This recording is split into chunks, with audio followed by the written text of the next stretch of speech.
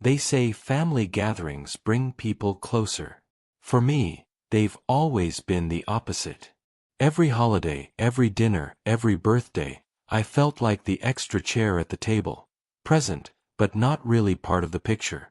So when Grandma's 80th birthday rolled around, I promised myself it would be different. It wasn't just any birthday.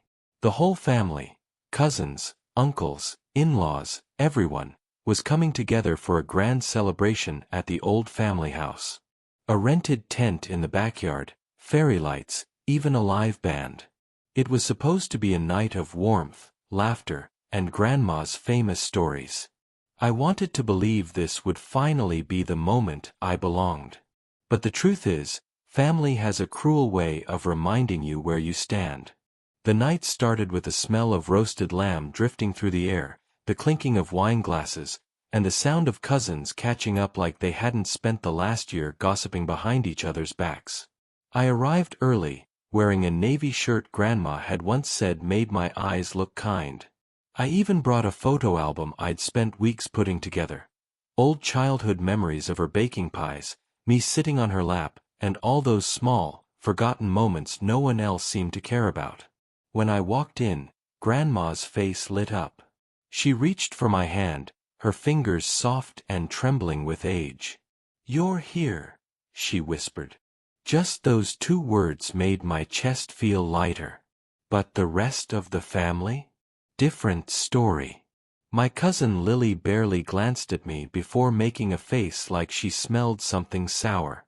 Uncle Joe gave me a nod, the kind you give a stranger at a bus stop.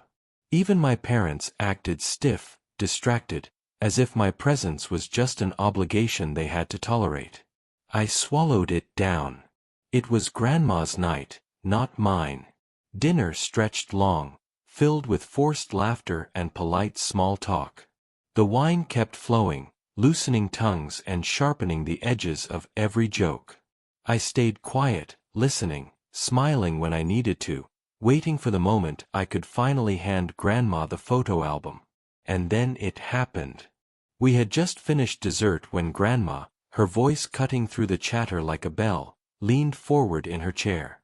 Her eyes, sharp, unblinking despite the years, fixed on me. "Tell me," she asked, her tone calm but deliberate, "why do you think your family doesn't respect you?"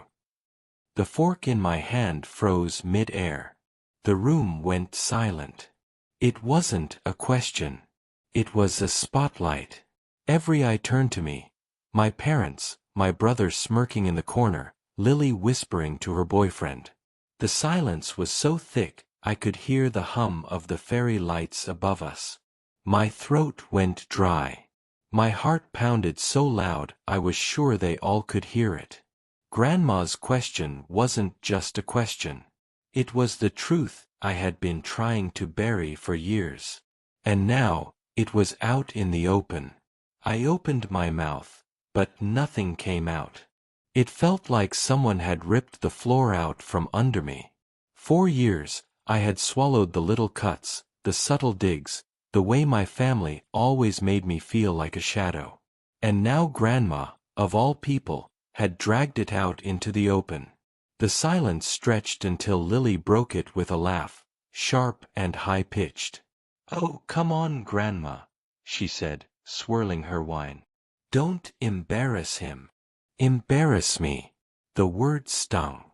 I glanced at my parents, hoping for some sign of support, but Mom was staring down at her plate like she hadn't heard the question, and Dad was busy refilling his glass, his jaw tight. My brother leaned back in his chair, smirking like the whole scene was his private entertainment. Grandma didn't blink. She kept her eyes locked on me, waiting. I swallowed hard, my throat dry as paper. I don't know, I managed, my voice barely steady. But that wasn't the truth. The truth was sitting right there in the room. It was in the way my parents praised my brother for landing a temporary job but ignored my promotion. It was in the way Lily mocked me every chance she got, and nobody told her to stop.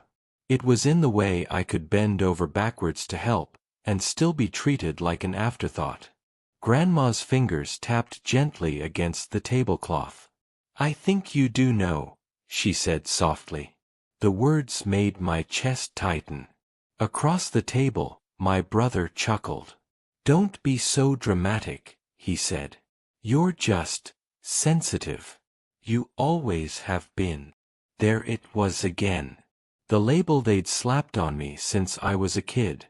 Sensitive. Overreacting. Too serious. I wanted to shout, to stand up, to finally tell them all the things I had swallowed for years. But my tongue felt heavy, and my hands were trembling under the table. Grandma leaned back in her chair, her expression unreadable, and said nothing more. The conversation around us tried to restart, awkward and forced, like a car engine struggling in the cold. But the air had shifted. I sat there, the photo album by my side, unopened. The gift I had poured my heart into suddenly felt useless. What was the point of sharing memories with people who had never truly seen me?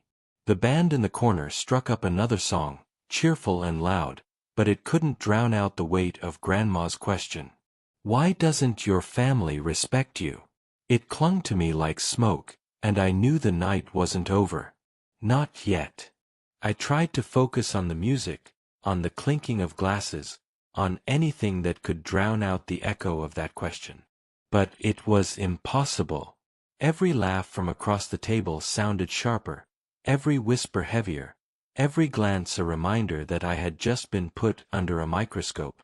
Grandma had gone quiet, watching, like she had planted a seed and was waiting to see what grew out of it. I shifted in my chair, staring at the photo album beside me. My plan had been so simple.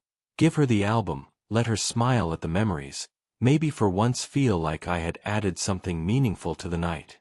Now it felt childish, like a school project no one asked for. "Are you going to answer, or just sit there?" Lily's voice cut through the noise. She leaned her chin on her palm, a smirk tugging at her lips. Her boyfriend chuckled beside her, though he didn't even know me well enough to get the joke. He just laughed because everyone else did. My cheeks burned. "Leave him alone," Grandma said sharply, her eyes flashing. Lily's smirk faltered, but only for a second. The rest of the table pretended to be engaged in side conversations, but I could feel their ears tilting toward me, waiting. I cleared my throat, my voice low but firm this time. "You all want an answer?" I asked, looking up at the long table, at the people who were supposed to be my family. "Maybe it's because no matter what I do, it's never enough for any of you." The chatter died instantly. I hadn't planned on speaking. The words just tore themselves out of me, raw and trembling. I turned my gaze to my parents. "I paid your mortgage when things got tight. I fixed your car, your roof, even helped cover Lily's tuition when she forgot to apply for a loan. Did anyone ever say thank you?" Dad's grip tightened on his wine glass. Mom looked pale. "You don't do things for family to get thanked," my brother scoffed. "You do them because you're supposed to." "Supposed to," I repeated, my voice rising despite myself. "And what exactly have you done, Mason? What do you contribute besides jokes at my expense and stories about how hard your life is?" His smirk vanished, replaced by a glare. "Watch it," he muttered. The table had gone so quiet I could hear my own heartbeat. Grandma didn't interrupt this time. She just sat, her eyes locked on me, almost proud? For the first time in years, I didn't shrink back. I leaned forward, my voice steady now. "Respect isn't supposed to be a one-way street. And I'm done pretending I don't notice how one-sided this family really is." A few chairs shifted uncomfortably. Uncle Joe cleared his throat, but no words came out. Lily rolled her eyes, but she didn't laugh this time. And then, slowly, Grandma spoke. "Well, she said, her voice calm but cutting. It seems the birthday candles aren't the only fire we've lit tonight. Her words hung in the air, and I knew the night had only just begun to unravel. The room felt like a stage, and I was trapped under a spotlight I never asked for. My heart was racing, but for the first time in my life, I wasn't backing down. Mason pushed his chair back a little, his jaw tight. "Don't make this into a pity party," he snapped. "You've always acted like you're some kind of martyr. Nobody asked you to do those things." I turned to him, my voice sharper than I intended. "Nobody had to ask, Mason. That's the difference between you and me. I saw what needed to be done, and I did it. You just sat back and let everyone else carry you." The words cut deeper than I thought they would. Mason's face reddened, and for once, he had no quick comeback. Grandma raised her eyebrows, almost like she was daring him to respond. He didn't. But Mom did. "That's enough," she said quickly, her voice trembling. "This is not the time or the place." "Really?" I asked, staring at her. "Because it seems like the perfect time. Everyone's here. Everyone can finally hear what I've been carrying for years." The silence was suffocating. Some cousins avoided eye contact, others whispered to each other, pretending not to listen even as they leaned in closer. I reached down, my fingers brushing over the photo album. I hadn't meant to grab it, but in that moment, it felt like my shield. I opened it slowly and turned it toward Grandma. "Do you know why I made this?" My voice cracked, but I didn't care. "Because I wanted you to see that I remember. Every pie you baked, every story you told, every smile. I wanted you to know I still see you, even when everyone else is too busy pretending." Grandma's hands trembled as she reached out and touched the album, her eyes glistening. "But what about me?" I continued, my throat tightening.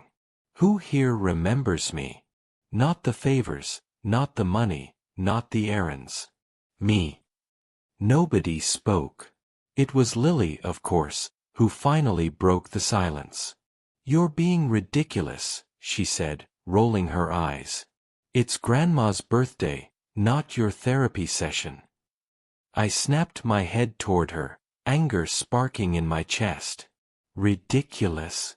Do you even hear yourself?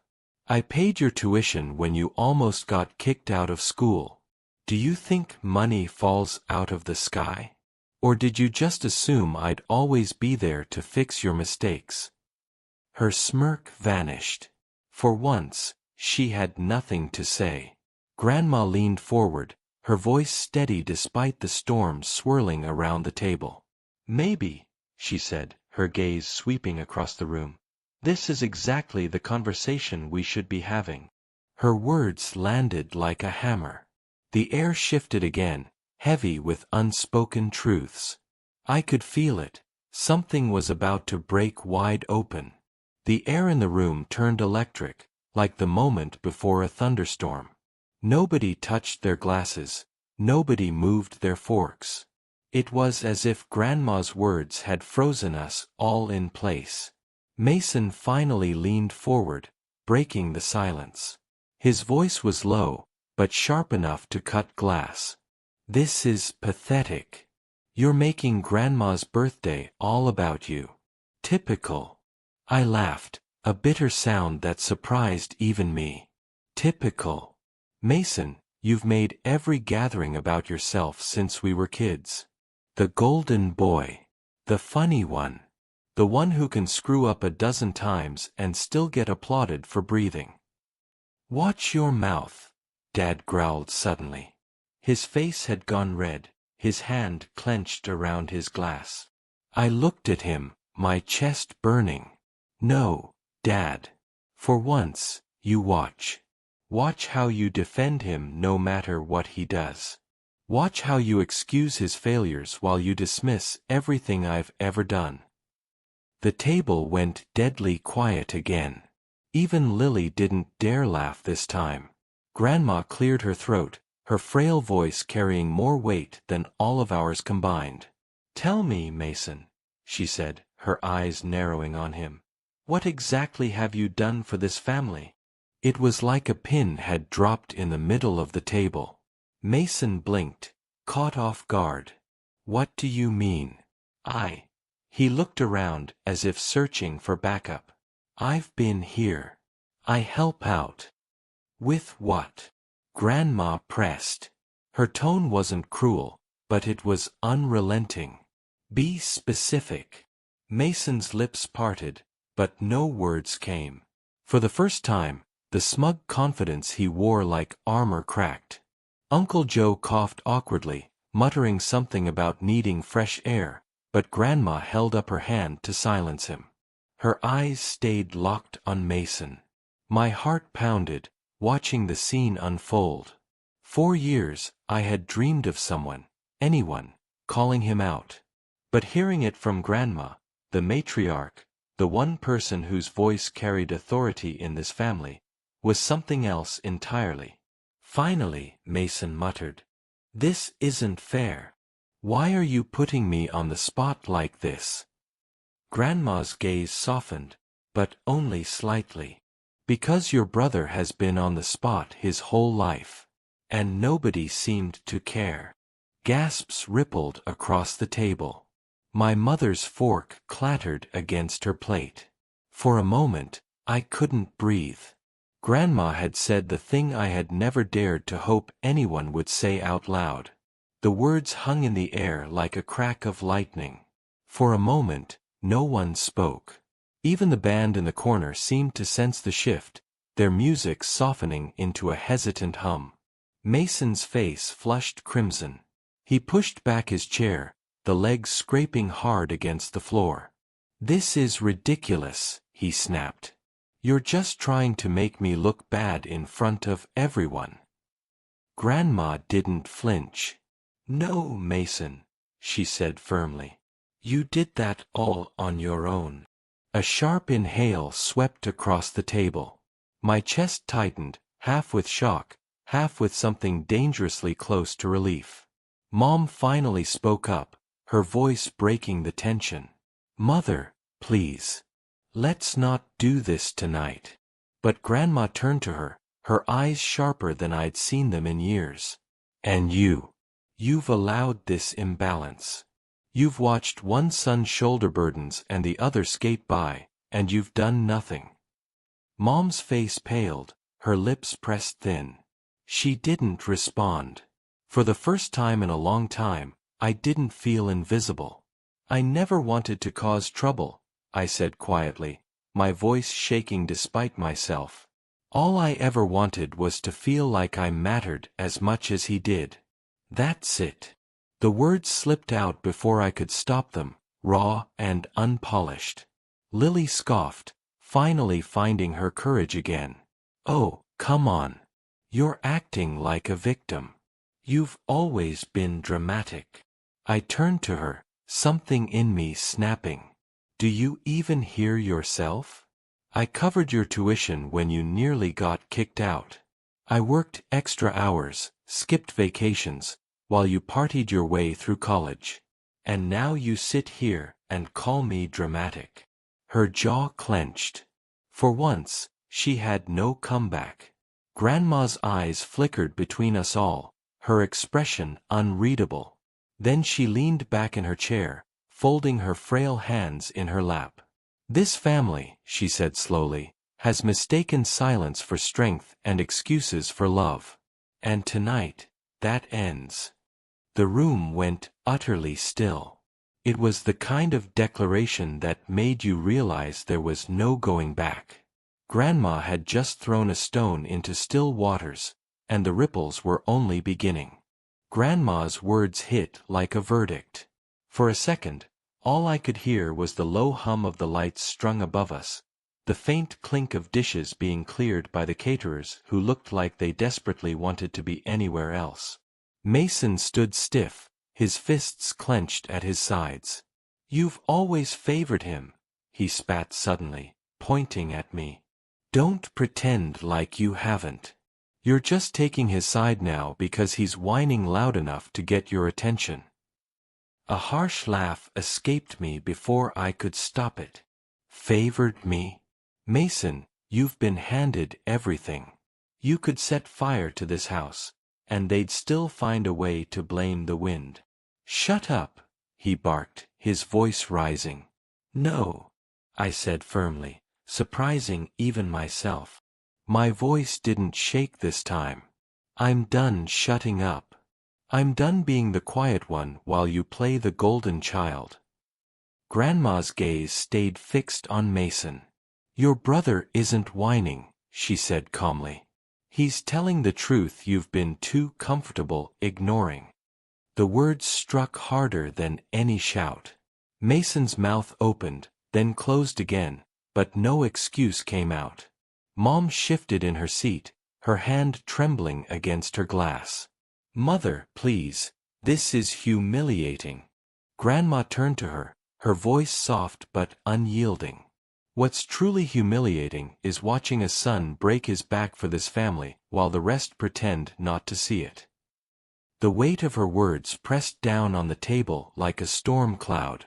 Dad cleared his throat, finally speaking after what felt like an eternity.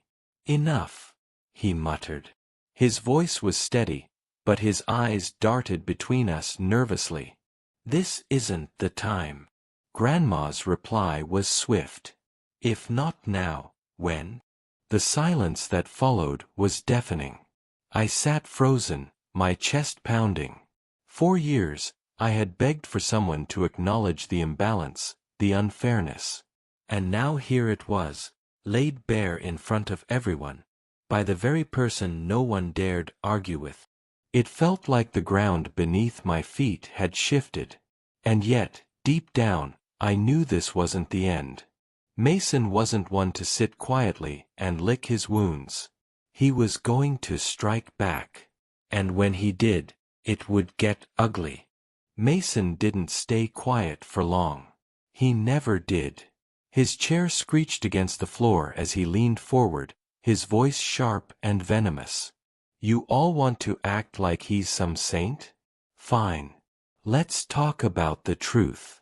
Mr. Perfect here isn't as selfless as he pretends. A murmur rippled around the table. My stomach dropped. I knew that tone. He was about to twist something, drag me through the dirt just to save himself. What are you talking about? I asked cautiously. Mason smirked, eyes glittering. You think nobody knows? That you've been hiding it all this time? Why don't you tell Grandma where all your money really comes from? The blood rushed to my ears. What? Oh, don't play dumb, he sneered. You walk around acting like you're the hard-working savior of this family, but you're drowning in debt, aren't you? Loans, credit cards maxed out. Half the time you're one step away from falling apart. You think that makes you a hero? It makes you a fool. The words hit like a slap. I felt every eye at the table drilling into me. That's not true, I shot back, though my voice wavered. Really? Mason leaned closer, relishing every second. Because I've seen the calls. Debt collectors, credit agencies. You're not the stable one, you're just desperate to look like you are. Gasps whispered through the room. Lily's eyebrows shot up, and her boyfriend muttered something under his breath. Even Dad shifted uncomfortably, his jaw tightening. I wanted to shout, to deny it, but the truth burned in my chest. Yes, I had debts. Not because of reckless spending, but because I had been carrying more than just my own weight. Covering bills, paying off emergencies that weren't mine, making sure this family stayed afloat.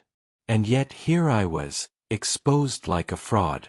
My throat tightened. I wouldn't be in debt if I hadn't been fixing everyone else's messes, I said, my voice breaking. I took on those burdens because nobody else would. Because I thought that's what family meant." The words trembled in the air. For the first time that night, Grandma looked shaken. She leaned forward, her wrinkled hands gripping the edge of the table. "Is that true?" she asked softly. The silence that followed was unbearable. I felt stripped bare, every sacrifice turned into ammunition against me. And as the room buzzed with whispers, I realized Mason had finally found a crack to exploit. But he wasn't finished yet. Mason's smirk widened when he saw the silence swallow the room. He thrived on it, on cornering people until they couldn't breathe. "See," he said, gesturing at me like I was some exhibit in a courtroom. "He's not the martyr he pretends to be. He's just bitter because nobody gives him a medal for being broke." The words cut, not because they were true, but because they twisted the truth. I pushed back my chair, my hands shaking. "You think this is about money?" My voice rose, trembling but strong.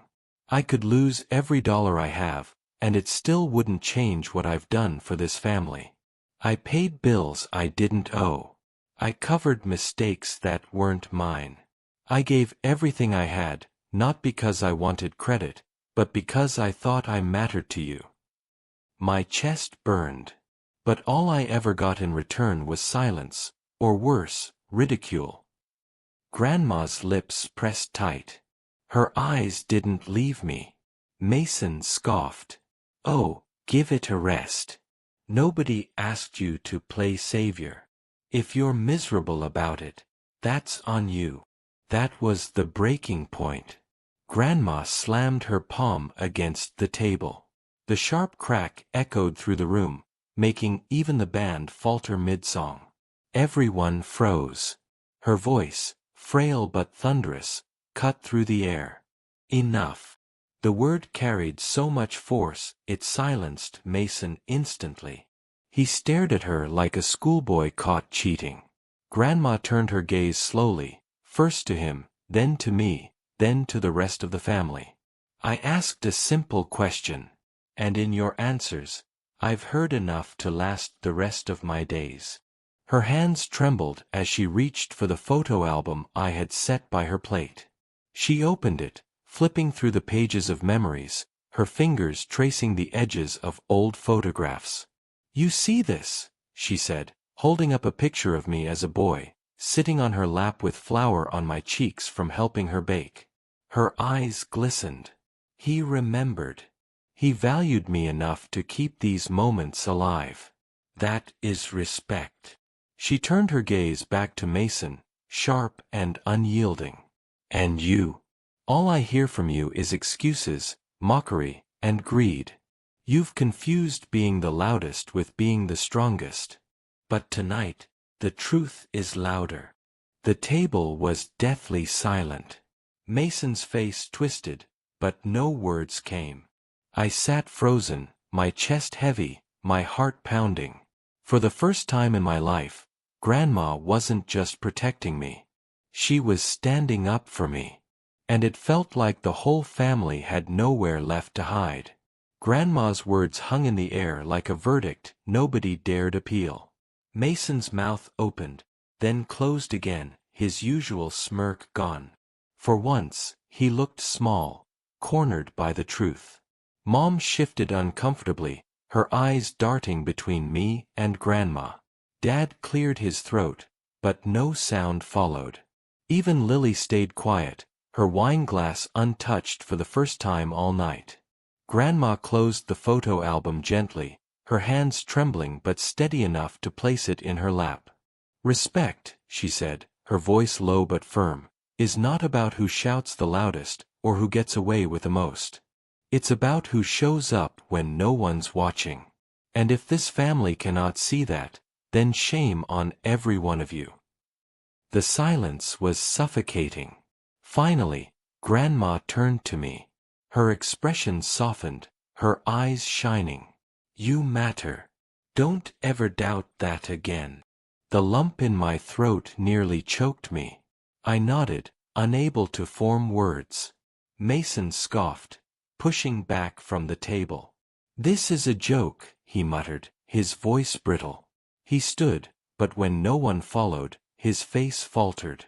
For once, the room wasn't bending around him. It was bending around the truth. He stormed off, the tent flaps whipping behind him. Nobody moved to stop him. The rest of the evening passed in uneasy quiet. Conversations resumed in fragments, but the weight of what had been said lingered heavier than the music or the food. Grandma, though frail, sat taller than I had seen her in years, her hand occasionally resting on mine as if to anchor me. When the night ended, I walked her to her car. She leaned on my arm, fragile but fierce. Before stepping inside, she looked at me once more. "You gave me the best gift tonight," she said softly. I frowned. "But I didn't even." She shook her head, cutting me off with a small smile. "You gave me honesty. You gave me you. That's worth more than anything." Her words carved themselves into me, deeper than I could explain. As the car pulled away, I stood under the glow of the fairy lights, the voices of my family fading behind me. For the first time in years, I didn't feel invisible. I felt seen. Grandma's question had shattered the silence I'd been buried under my whole life. And though it had exposed wounds, it had also exposed something else, something I thought I'd lost forever. A chance to stand tall. A chance to finally belong.